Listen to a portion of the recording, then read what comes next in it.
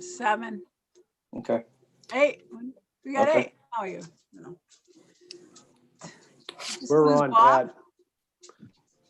Pat, we are live. We're live. Okay. This is the Shawsheen You're at Valley 7. Regional Vocational Technical School District School Committee meeting pursuant to Governor Baker's March 12, 2020 order suspending certain provisions of the open meeting law, general laws, chapter 30A, section 18, and the governor's March 15, 2020 order imposing strict limitations on the number of people that may gather in one place. This meeting of the Shawsheen Valley Regional Vocational Technical School District Committee will be conducted via remote participation to the greatest extent possible. For this meeting, members of the public who wish to listen or watch the meeting may do so by accessing the meeting link above. Meeting link that was on the agenda. No in-person attendance of members of the public will be permitted, but every effort will be made to ensure that the public can adequately access the proceedings in real time via technological means. In the event that we are unable to do so, despite best efforts, we will post on the Shawsheen website an audio or video recording, transcript, or other comprehensive record of the proceedings as soon as possible after the meeting. All right, so in attendance is Mr. Fusco, Mr. Geddick, Ms. Asbedian, Mr. McIntyre, Ms. Gillis, Mr. Moffett, and Attorney Peterson, and I'm Attorney Muse. And we also have our business manager, Melanie Hagman, in attendance, and the superintendent, Brad Jackson. All right, approval of bills and payrolls. First order of business. Well, we do have, I'm going to have, I know we don't have anything sent around, but I'm going to put the attorney's bill up right now. If we can get a, For approval. for approval, yes. Right. Can I get a second? Second. All right, I have to do this I have to do this for each individual. Ron, Mr. Fusco. Yes or no? I just lost my video. Maybe he's muted. It doesn't say he's muted, but I didn't hear him either. Yeah. I think you're muted, Ron. I don't know why. Mr. Geddick, Yes. Mrs. Bedian, Yes. Mr. McIntyre, Yes. Ms. Gillis, Yes. Mr. Moffett, Yes. Attorney Peterson. Yes. All right, Ron, you're a yes, you did the motion. Ron, give a thumbs up. We can't hear you, or a thumbs down. All right, and the chair votes yes. Unanimous vote. All right, approval of minutes of November 24th, 2020. Need a motion. I I'll move move. to Motion. approve. Second. Okay. All right. Mr. Fusco. Thumbs up, will ya? We can't hear you. Mr. Geddick, Mrs. Yes. Bedian. Mrs. Bedian. Yes. Mr. McIntyre, Ms. Gillis, Mr. Yes. Moffett, and Attorney Peterson. Yes. And the chair votes yes, unanimous vote on the minutes. Did anybody have any changes, by the way? I didn't see any correspondence. It was just that bill, right? So that would have been it. All right, now public comments. You need to put So- something, okay. Madam Chair, we're going to be putting up information on how the public can reach if they do wish to make a short comment. This is the dial-in instructions. They can dial either of those numbers. And that will be, they will get the meeting ID when they're prompted to please put in that meeting ID. When prompted for a password, please enter that password, and then you'll be put in a queue for myself or the other moderator to have you enter the meeting, where you will be welcome to make your comment. We usually wait about 15 or 30 seconds to see if anyone is interested in making a comment. Mhm.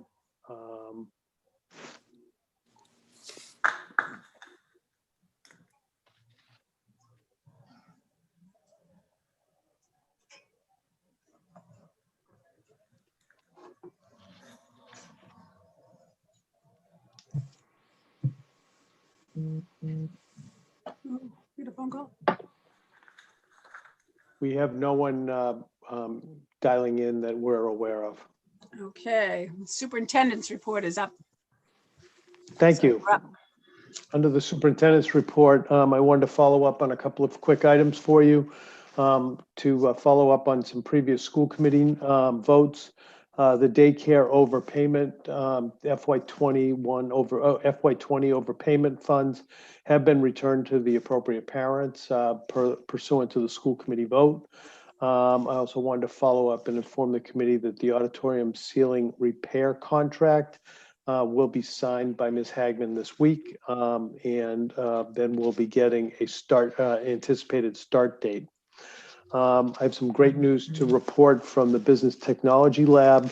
The Massachusetts Microsoft champions have been announced, and that's a championship in which our business technology students compete.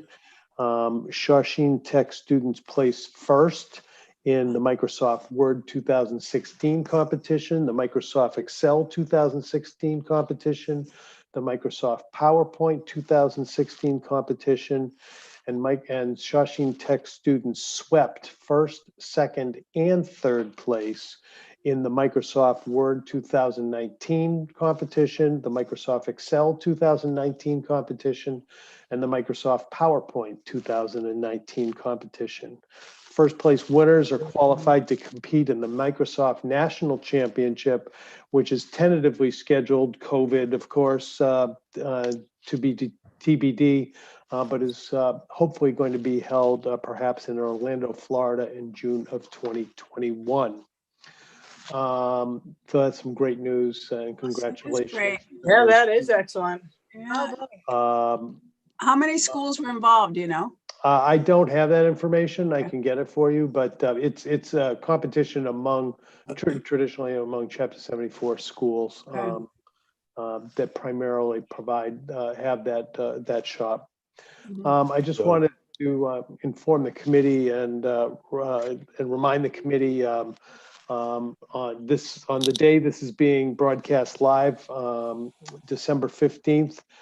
We are anticipating some winter weather late in the evening, Wednesday, December 16th into Thursday, December 17th. If necessary, I will shift to a remote learning day if weather conditions make travel unsafe for our students and staff. I will shift to a remote learning day unless there are some power failures in our 5 communities that would impact students and staff's ability to connect. And then if that were the case, I would call a snow day. So I traditionally make decisions about these either before 9 p.m. the night before, or and I consulted with Melanie and Mr. Lawler today by 5 a.m. The next morning. So if you don't see anything by 9 p.m., stop looking. I probably won't be reaching out. It'll be the 5 a.m. call, but that'll be determined as the storm progresses. Finally, I wanted, if I could share the screen for a minute, I wanted to talk to the committee very briefly about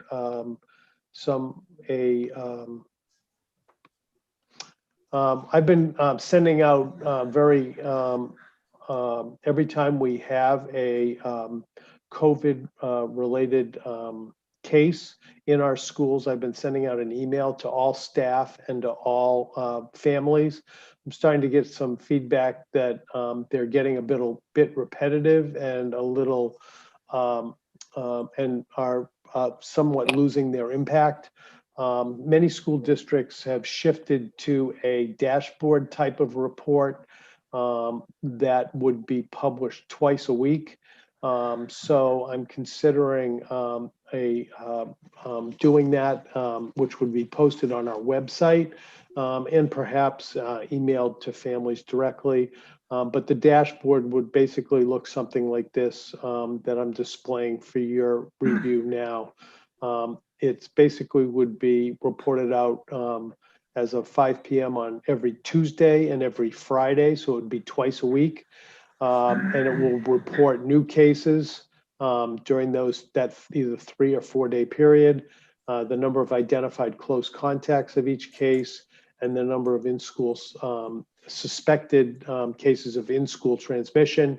And then we'll provide a grand total since we opened school, and then a summary of our current status as a school district, which, for example, right now is for students in shop week. All shops are in person except for dental assisting, which is remote until Friday, 12/18. So I wanted to just present that to the committee and see if you had any feedback, if you think this would be well received, or if I should continue to send out those emails every time we get a case.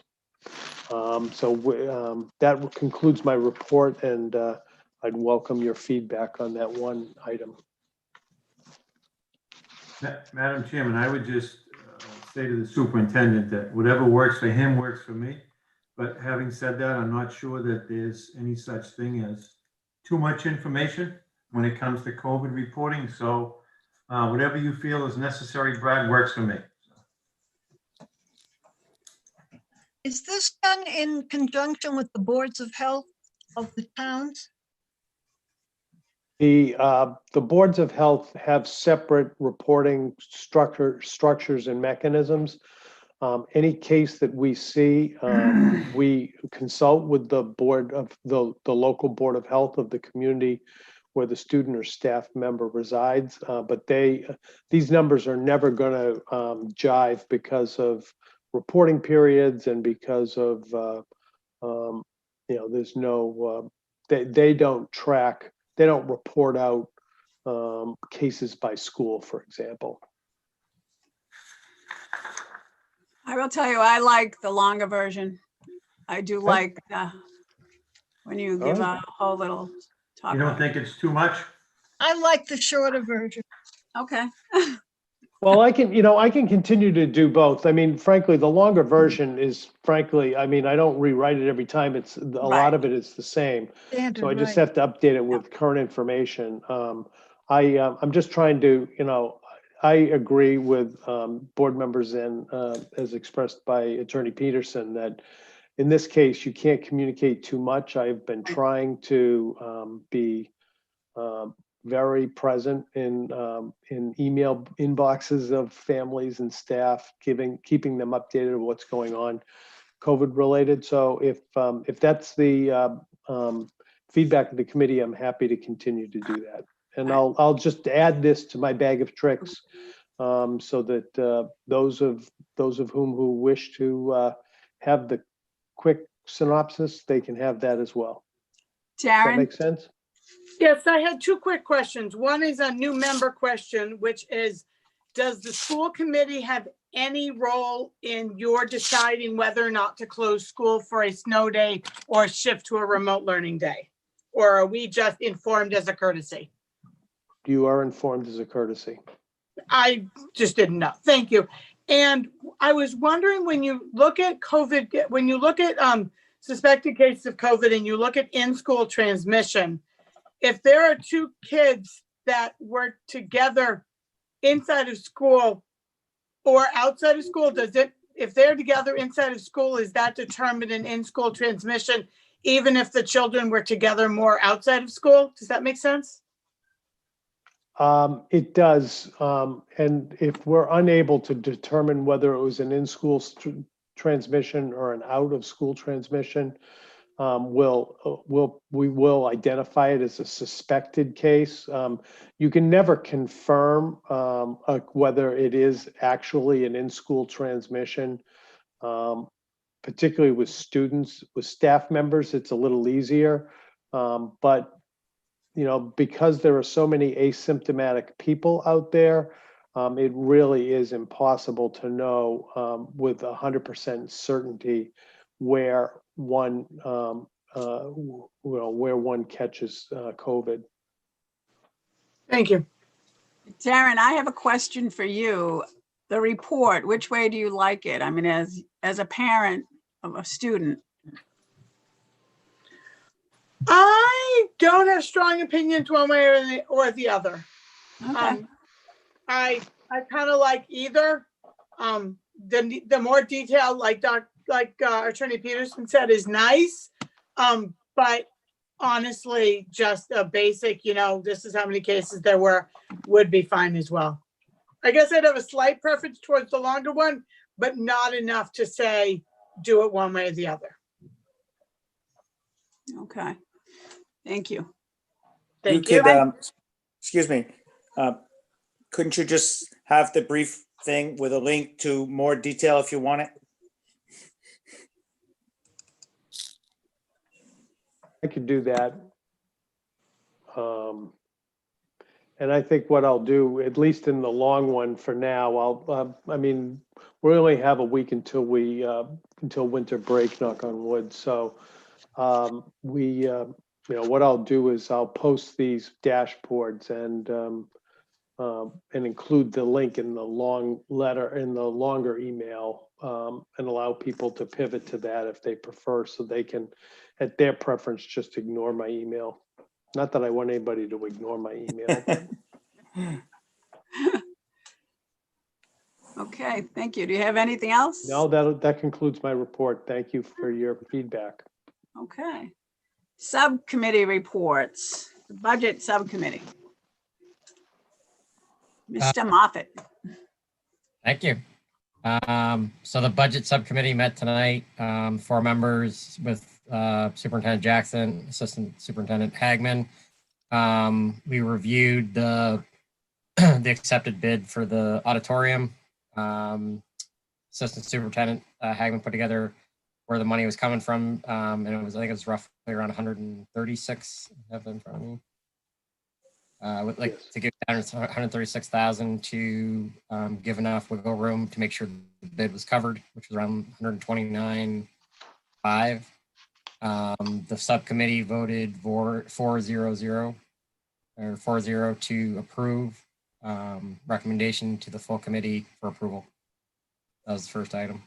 And then the second item was the discussion around the calendar for the operating budget and the capital budget that will be presented. Well, the capital budget will be presented at the 26th meeting, and then discussion around the operating budget. So we approved the calendar. 4-0.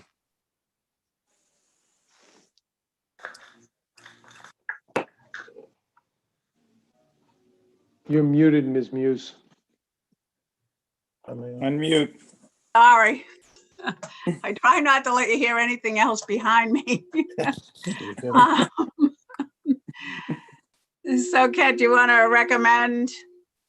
Yeah, we'd like to make a recommendation on both items to the committee for approval. Second. All right, Ron. Yes or no? Yes, yes. All right.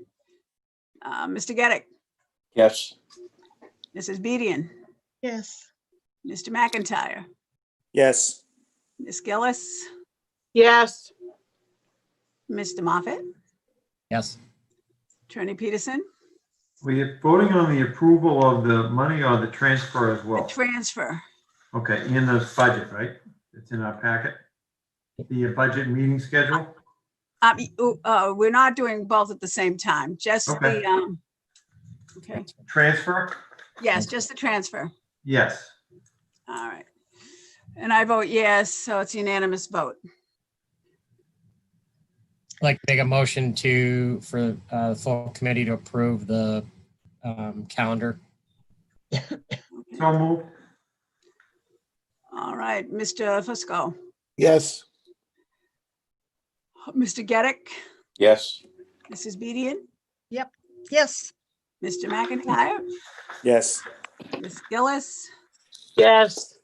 Mr. Moffett, Yes. Attorney Peterson. Yes, and can I make a request, Madam Chairman? Yep. The schedule is pretty ambitious. There aren't many meetings, and when that budget gets sent to the committee, we're not going to have a lot of time to review it. So may I ask that the business manager through the superintendent provide to each committee member the materials that are being provided to the subcommittee, so that when we do go to vote on the operating budget and the capital budget, we'll have all of that material ahead of time. Okay. Right, all righty. And I vote yes, so that's a unanimous vote. Okay, we go to old business. Well, Nancy, did you want to say anything? Well, I didn't see it on the agenda.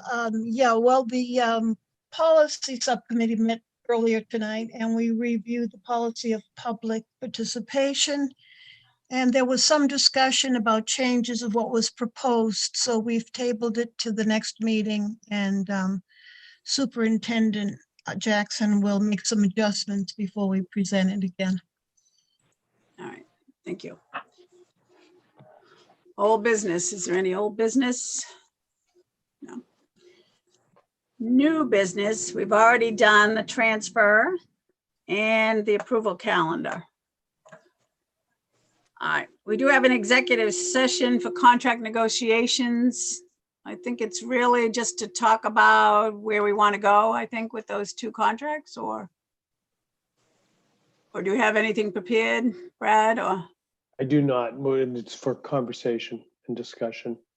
Okay. Are there any future agenda items? If we do that now, then we won't have to Right. return to public session. That's correct. Anybody have future agenda items they'd like to discuss at a meeting, a future meeting? No? I would like to talk about a little bit about all these newspaper releases, which was amazing. How many newspaper, but I do have a question. Most of them were in the Billerica Minuteman.